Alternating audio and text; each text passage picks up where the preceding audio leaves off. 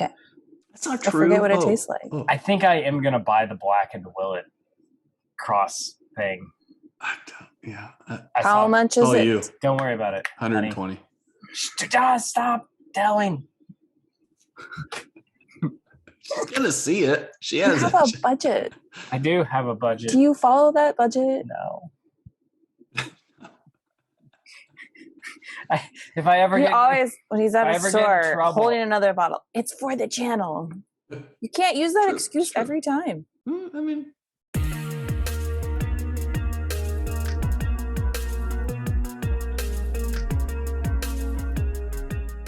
Tonight on Power Bourbon, we are going to open a bottle that I am always super excited for, and that is any special release from New Riff.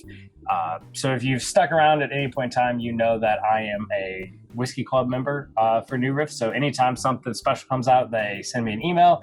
I hide it from my wife, and I go buy it and show up with a new bottle of bourbon, let her try it without her knowing that I bought the bottle of bourbon. And then she goes, "Ooh, this is really good." And then I let her know I bought a new bottle of bourbon, and it works great. Sneaky, sneaky. Yep. Anytime New Riff is going to do something cool, something experimental, something special, I'm going to buy it. Coming up here, they're doing a, I think it's red turkey wheated is what they called it. It's some special heirloom wheat grain. This would be similar to like the Balboa rye, right? So Balboa is a specific variety of rye. Yeah, and that Balboa rye is it's really good. The best rye I've ever had. It's still my favorite. So I different. was so annoyed the other day. I was at work on my planning period, and I saw a Kroger post that they had 15 bottles of Balboa rye, and I really debated about calling in sick for the rest of the day to go get one. But I didn't because I love my job, and I need money to keep this up until we get 1 billion Patreon subscribers, and then I can quit my job. I would have paid you. Yeah. To go get that bottle. For the day. But yeah, so New Riff does a lot of cool stuff. This is it's experimental this year just because they didn't have a bunch the first time they laid it down. But their tasters, their distillers all really, really like it. So they're going to make it a standard of their lineup, which is the 6-year Malted Rye.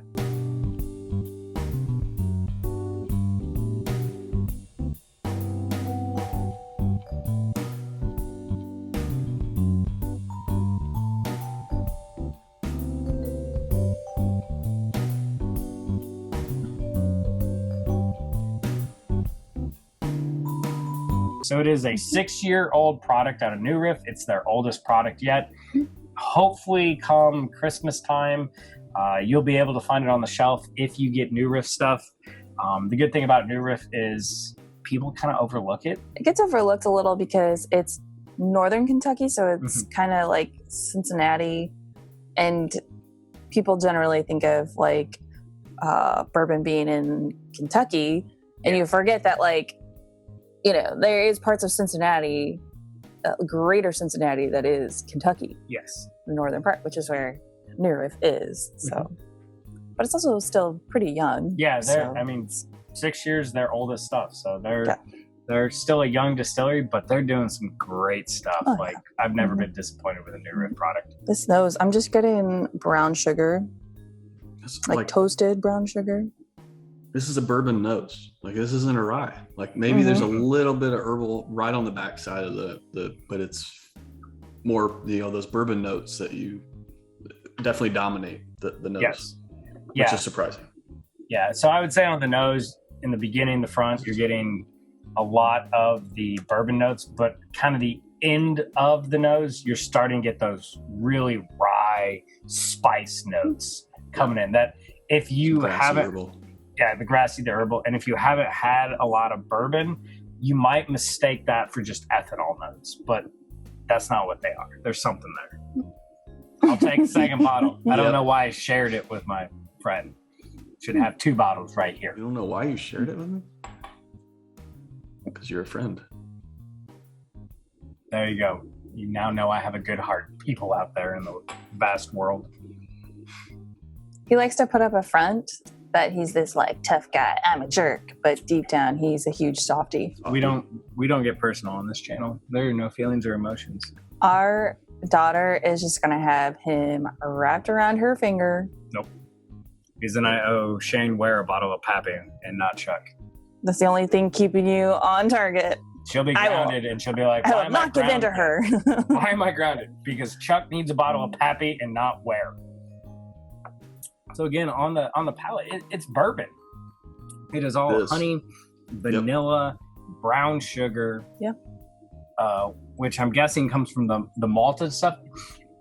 It tastes very similar to a single malt whiskey. And then the only place like I start to realize it's not is the finish, because that's where you get that rye finish. But there's a couple high rye bourbons that kind of do the same thing. So like this is a bourbon lover's rye.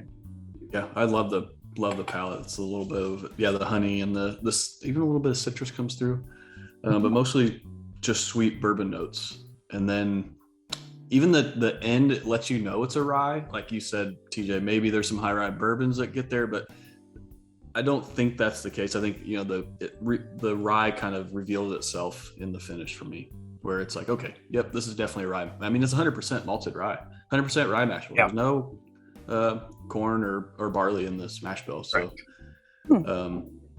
for somebody that calls himself not a rye fan, this is delicious. It really is. Honestly, my two favorite ryes, we did a rye blind up, TJ, link it above, last winter. That was Birthday Palooza, I think. And the Balboa rye out of New Riff was our favorite, but it's very different. I'd say non-traditional rye. I do like the rare breed rye as more of a traditional rye, but this is, again, it'd fool you, I think, as far as gives you all those notes that you like in a bourbon, but comes through on the finish. And I'm sure Brian would rate this finish well because of that, the rye. Yeah. He's the rye fan? Yes. Of the three of you? Mm-hmm. Well, I'm not getting quite as much spice on the finish. I'm getting the spice on the palate, like you guys are talking about, but it kind of mellows out for me on the finish. And maybe that's just because I'm more of a spice person. We've talked about that before. Yeah, but it's good. What's the proof on this again? It's 100 proof. So it's pretty much everything out of New Riff. I think actually I'm willing to say everything. And if I'm wrong, let me know in the comments below, because I'm pretty sure I'm not. Is bottled in bond, so everything's 100 proof. Okay. Except for their single barrels. So I will say, I think I'm getting a little more. So for being 100 proof, like I get the alcohol a little bit more on this one. There's a little bit of harshness going on in there, which I know sometimes can be confused for spice, but like I definitely feel that aside from the spice, and that kind of comes in as that gentle Kentucky hug, and then in the end, in the finish. But it's good. I am a little bit more of a rye fan, so maybe I'm a good stand-in. I'm filling in for Brian. Yeah. And there are other ryes that I would like better. Like if I was to pick specifically a rye, I would pick something else. But this is good. I think, like you're saying, if you are a bourbon lover and you want to enjoy a rye, this would be the thing that you get to like introduce you. And so I think, and I'm putting Chuck on the spot here, this is as close as you can get to E.H. Taylor rye without getting an E.H. Taylor rye, which is impossible to find E.H. Taylor rye. This is going to be a whole heck of a lot easier to find. And I mean, really right about the same price, everything like that. And I'd have to do them blind side by side. But last time we did that, the Balboa rye kicked its butt. These two, I think, would be a lot closer. But I might give it to the edge to the New Riff, to be honest. It's been a while since I pulled my E.H. Taylor rye off the shelf. But like from what I'm remembering, I would tilt it to this, which I mean, in that case, it's more available, or going to be more available in the long run, and quite a bit cheaper. So, all right, so let's rate it. So, Miss, I'm the rye fan. Okay, what do you give the nose? So, the nose is okay. I am getting some of the hay notes on the nose. I'm not getting that on the palate or anywhere else. But it's definitely there on the nose. It's still subtle enough that it doesn't bother me. It's not terrible. There was one that we had one time that it was just like, as soon as I identified the hay, that's all I could smell was the hay, and then nothing else. I know exactly what that bottle Which one was that? That was out of Starlight. That was the single malt whiskey they had. It just smelled like wet hay. Yes. And I was like, it's hay. That was it. So there's a hint of that. There's enough of the toasted brown sugar in there to kind of cover that up. Overall, the nose is just not like super interesting for me, so I would give it probably a 3. Okay. It's kind of basic. I mean, that's exactly what I'd give it for all the reasons. I think it's good. I think there's some stuff there, but I don't think there's enough when I smell it to like just be like, it just pushes it over. It's good, but there's nothing special about it. I would have been at a 3.5 as the third leg here. After you guys gave 3s, it doesn't matter for the overall rating, but yeah, I would have been at a 3.5. Like the vanilla, the sweetness on the front, like that's pleasant, and then I do get a little bit of that. The grassy just reminds me that hey, this is a rye. It's not off-putting at all. So I thought it was pleasant. 3.5. All right, we'll let you start with the palate, so you feel like your opinion matters. I'm at 3.5 again. Like I think it's good. I like those sweeter bourbon notes that kind of come along from the nose, and then transition into a little bit of the rye herbal. Again, it just kind of lets you know that hey, this is a rye, but nothing over too awe-inspiring. So 3.5. All right. So then the finish. I'm probably gonna bump it up to a 4. I like the finish; it's really good. It toes the line between a bourbon finish and a rye finish, which is kind of cool. So it does that roller coaster feel, which I really like, making me definitely want to take another sip. So it does everything it needs to do and more. I'm sorry. So Rachel or Heather gave you permission to tell her that she was wrong in the last video.